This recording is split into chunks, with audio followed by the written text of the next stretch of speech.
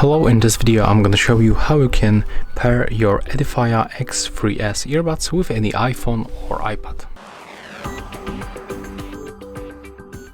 So first of all, before the pairing, you have to remember to input both earbuds inside the charging case, charge them for like 20 minutes with this USB-C port, and also disconnect them from any previously connected devices.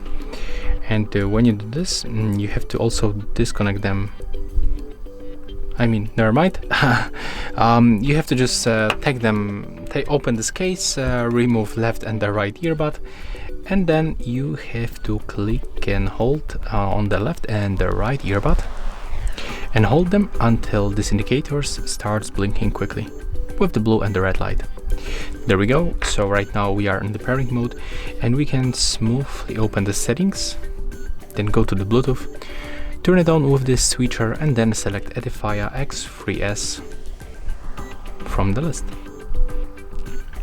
As you can see right now we are successfully connected, and that's all for this video. Hope you like it.